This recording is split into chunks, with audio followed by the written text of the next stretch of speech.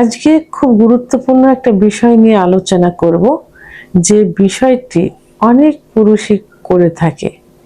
তো আমার কোনো এক শুভাকাঙ্ক্ষী ঠিক তেমনই একটা কমেন্টস করেছেন। ম্যাডাম, দয়া করে এই কমেন্টটি রিপ্লাই দিবেন। 1 মাসের মধ্যে কয়টি সেক্স ট্যাবলেট খাওয়া যায়?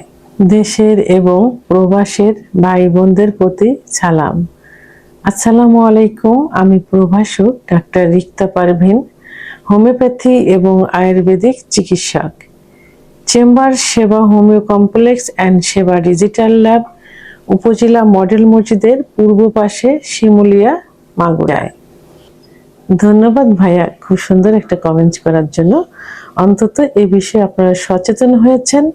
আপনার দোকানে ফার্মেসিতে না গিয়ে ডাক্তারের সঙ্গে এই বিষয়ে আলোচনা করেছেন, এর জন্য।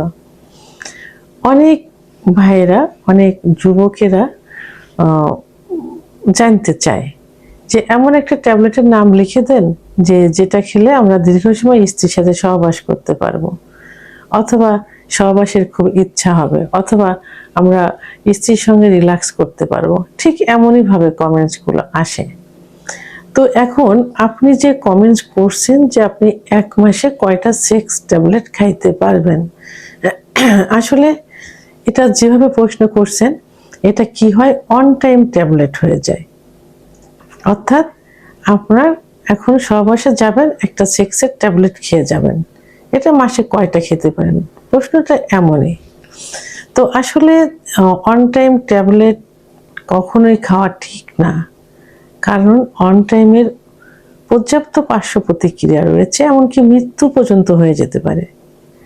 কারণ অন টাইম ট্যাবলেট খেলে প্রথমে হুট করে আপনার প্রেশার বেড়ে যেতে পারে, ব্লাড সার্কুলেশন বেড়ে, তখন স্ট্রোক মতো হতে পারে, বা অনেকেরও কিন্তু হয় এরকম। দ্বিতীয়ত, অন টাইম আপনার কিডনি ইফেক্ট করবে অন টাইম খাইলে। আমার মনে হয় যে একটা অন টাইম ট্যাবলেট খাইলেই কিডনি ইফেক্ট করে। তৃতীয়ত, একটা সময় যে আপনার অন টাইমে কাজ করবে না। চতুর্থ, যে বড় সমস্যাটা হয়ে থাকে, আপনি অন টাইমে অভ্যস্ত হলে পরবর্তীতে কোনো চিকিৎসায় আপনার কাজ করবে না। অনেকে বলে হোমিওপ্যাথি, আয়ুর্বেদিক, অ্যালোপ্যাথিক, কবিরাজি অনেক ওষুধ খেয়েছি, খেয়েই যাচ্ছে, কোনো কাজ হচ্ছে না। এটা হলো আপনি খাচ্ছেন অন টাইম বা খেয়ে আসছেন অন টাইম, তো কি করে আপনাকে এখন চিকিৎসায় কাজ করবে?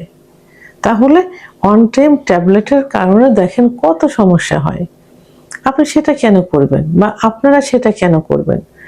আপনাদের যদি সমস্যা হয়ে থাকে, সেক্সুয়াল সমস্যা যদি হয়ে থাকে, সেক্সুয়াল সমস্যা প্রত্যেকটা পুরুষেরই কিন্তু হয়। কারণ 30 বছরের পরে গিয়ে প্রত্যেকটা পুরুষেরই কিন্তু সেক্স হরমোন কমে যায়। পুরুষের একটা হরমোন আছে, বিশেষ করে সেক্স হরমোন, সেটা হলো টেস্টোস্টেরন হরমোন। এই হরমোন 30 বছরের পরে যে কমতে থাকে, কারণ 30-এর আগে, এখন 30 না, 21, 22, 25 বছরের ছেলেরাও কিন্তু বলে যে তাদের যৌন অক্ষমতা আসছে।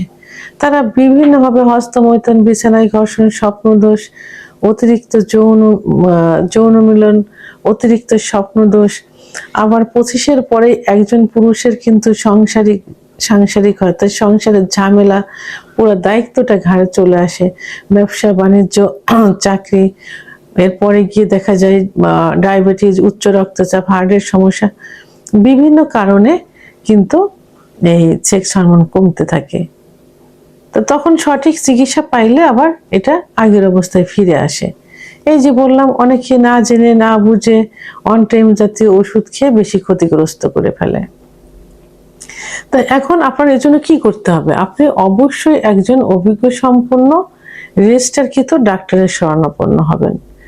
ডাক্তার আপনাকে কিছু পরীক্ষা দিবেন, পরীক্ষাগুলোর মাধ্যমে সঠিক কারণ নির্ণয় করা যাবে যে আপনার কেন সমস্যা হয়েছে এবং কি সমস্যা হয়েছে।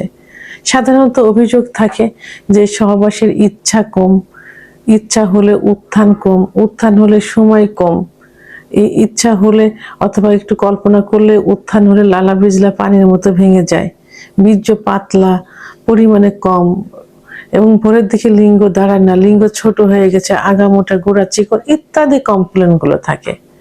তাহলে আপনি ডাক্তারের শরণাপন্ন হলে ডাক্তার সঠিক রোগ নির্ণয় করে আপনার চিকিৎসা দিবেন। আপনি একটু ধৈর্য সহকারে চিকিৎসা নিলে অবশ্যই আপনি সুস্থ হয়ে যাবেন এবং আগের মতো জীবনযাপন করতে পারবেন, স্ত্রীর সঙ্গে রিল্যাক্স করতে পারেন, যৌন সম্পর্কটাকে মধুর করতে পারবেন।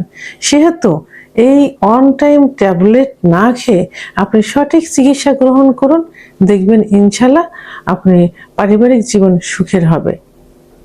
ভিডিওটি সম্পর্কে যদি কোনো মতামত থেকে থাকে অবশ্যই কমেন্টের মাধ্যমে জানাবেন। আর ভিডিওটি ভালো লাগলে লাইক, কমেন্ট, সাবস্ক্রাইব করে আমার সঙ্গে থাকুন। আল্লাহ হাফেজ।